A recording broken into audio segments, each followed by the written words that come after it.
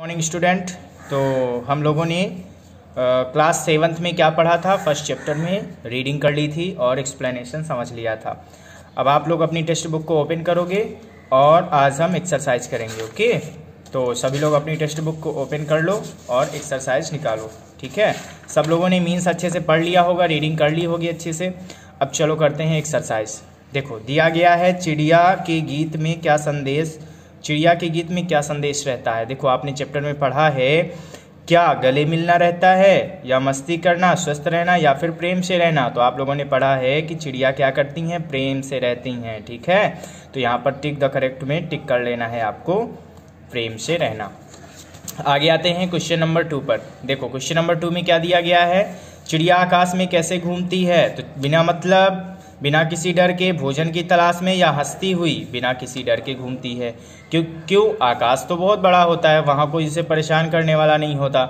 यहाँ तो लोगों के घर बने होते हैं। ठीक है, तो वो घर में जाती है तो लोग उसको मारते हैं, भगा देते हैं। लेकिन आकाश में तो वो स्वच्छंद उड़ सकती है, कहीं भी जा सकती है। ओके, तो यहाँ बिना किसी डर के हो गया। थर्ड क्वेश्चन में देखते हैं, मनुष्य अपने जीवन में किस कारण से दुखी रहता है। मनुष्य अपने जीवन में किस कारण से दुखी रहता है। ईर्ष्या द्वेष के कारण, हाँ। बीमारी के कारण तो दुखी हाँ रहता है, लेकिन हमेशा बीमारी तो रहती नहीं है। लेन देन के कारण लेन देन होता है, कभी कभी होता है, हमेशा तो होता नहीं है। परमार्थ करेंगे तो दुखी तो रहेंगे नहीं। परमार्थ जानते हो ना, दूसरे को मतलब कि हित पहुंचाना, मतलब दूसरे के प्रति करना कुछ भी। स्वार्थ होता है, जो स्वार्थ किया जाता है मतलब खुद के लिए हो गया, परमार्थ मतलब दूसरे के लिए।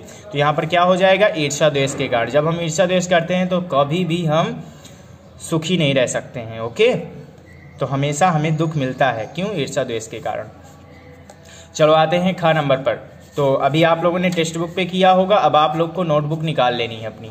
ठीक है, नोटबुक निकालने के बाद आप लोग क्या करोगे, उस पे सबसे पहले डालोगे ख नंबर लघु उत्तरीय प्रश्न और प्रश्न नंबर 1 डाल लोगे। ठीक है, प्रश्न नंबर 1 में क्या दिया गया है, यह कविता किसने लिखी है। तो अब आपको हम क्वेश्चन का आंसर देंगे। तो आप लोग क्या करोगे, स्क्रीनशॉट ले लोगे और अच्छे से राइट कर लोगे। ओके, तो चलो आते हैं। देखो इसमें दिया गया है, आप लोगों ने डाल लिया होगा ऐसे, लघु उत्तरीय प्रश्न और प्रश्न नंबर 1। अब आपको क्या करना है, आंसर राइट करना है। ओके, चलो स्टार्ट करते हैं। दिया गया है, यह कविता किसने लिखी है। तो कविता किसने लिखी है, आप लोगों ने देखा होगा पोएट को। ठीक है, तो पोएट कौन है यहाँ पर, आरसी प्रसाद सिंह। ठीक है, तो यहाँ आंसर हो गया, ये कविता आरसी प्रसाद सिंह ने लिखी है। इस कविता में किन किन पक्षियों का उल्लेख हुआ है। इस कविता में भूरे रंग की छोटी चिड़िया, कबूतर, कोयल, कौवा, तोता आदि पक्षियों का उल्लेख हुआ है। आप लोगों ने चैप्टर पढ़ा होगा तो आपको भी आंसर आ रहा होगा। ठीक है, तो आप लोग जो भी और रह गए हों थोड़े बहुत, तो उनको भी आप ऐड कर सकते हो। अब आगे आते हैं, दिया गया है, आकाश को कवि ने सीमाहीन क्यों कहा है। ठीक है, वैसे आप जानते हो कि जिसकी कोई सीमा नहीं होती उसे हम सीमाहीन कहते हैं। ठीक है, तो आकाश की तो कोई सीमा नहीं है, आप कहीं भी जाओ, एरोप्लेन में हो, ठीक है, तो चिड़िया तो होती हैं, चिड़ियों को कोई बॉन्डेज नहीं है। एरोप्लेन तो बॉन्डेज होता है, वो तो इधर से उधर जाना होता है उसको। ठीक है, लेकिन अब कोई उड़ रहा है, जैसे चिड़िया है, तो उसको कौन सा बंधन है कोई कि कहाँ जाना है कहाँ नहीं जाना, वो तो आकाश में अनलिमिटेड कहीं भी घूम सकती है। ओके, तो कवि ने आकाश को सीमाहीन इसलिए कहा है क्योंकि पक्षी निर्भय होकर आकाश में जहां चाहे वहां जा सकते हैं। ओके, आते हैं अब क्वेश्चन नंबर 4 पर। क्वेश्चन नंबर 4 आप लोग राइट कर लोगे। ठीक है, क्वेश्चन नंबर 4 आपने राइट कर लिया है। तो अब इसके बाद पढ़ते हैं इसमें क्या दिया गया है। यहाँ पर क्वेश्चन नंबर 4 है। ओके, तो आप लोग राइट कर लो। इस कविता में क्या संदेश है, मतलब कविता क्या संदेश देती है आपको। तो कविता क्या संदेश देती है, आपने मीन्स में समझा है कि इस कविता का यह संदेश है कि मनुष्य को आपस में मिलजुल कर भाईचारे के साथ रहना चाहिए। ओके, तो ये इसका संदेश हो गया कविता का। ओके, तो अब आते हैं अब सेकंड पर, दीर्घ उत्तरीय प्रश्न। आपने लघु उत्तरीय कर लिया, अब आपको दीर्घ उत्तरीय करना है। सब लोग अपनी नोटबुक पर अच्छे से नोट कर लेंगे। ओके, चलो प्रश्न नंबर 1 दिया गया है, कवि मनुष्य को किस विधि से जीने का संदेश देते हैं। कवि मनुष्य को किस विधि से जीने का संदेश देते हैं, वही है प्रेम भाव से जियो, और क्या। कवि मनुष्य को इस विधि से जीने का संदेश देते हैं कि मनुष्य को आपस में मिलजुल कर रहना चाहिए। ठीक है, प्रेम भाव से मिलजुल कर रहना चाहिए। तो ये इसका आंसर हो गया।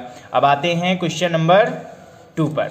ओके, तो क्वेश्चन नंबर 2 में क्या दिया गया है, मनुष्य पक्षियों के जीवन से और क्या क्या सीख सकता है। आप लोग पढ़े होगे, चैप्टर में दिया है मनुष्य इस कविता से क्या क्या सीख सकता है। तो आप लोगों ने जब मीन समझा होगा तो आप लोग को पता भी होगा। चलो राइट कर लो आप लोग सब लोग।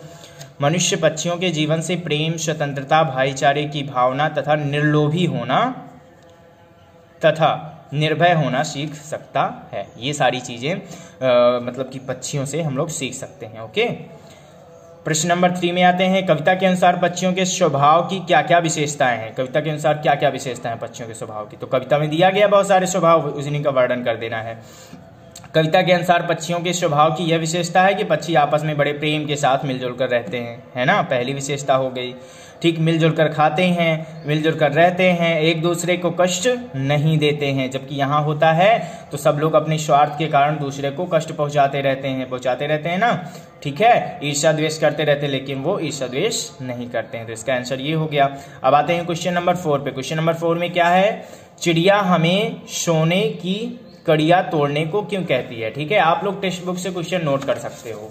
ठीक है, चलो आगे आते हैं। इस पे दिया गया है, चिड़िया हमें सोने की कड़िया तोड़ने को इसलिए कहती है कि हम अपनी द्रोह भावना को, जो हमारा विद्रोह भावना होती है, ईर्ष्या देश की भावना होती है, ठीक है, उसको छोड़कर स्वतंत्रता को अपना लें। ओके, ईर्ष्या देश की भावना को छोड़कर स्वतंत्रता की भावना को अपना लें। ठीक है, हम एक दूसरे के साथ मिलजुल कर रहें। ठीक है, और ईर्ष्या द्वेष ना करें।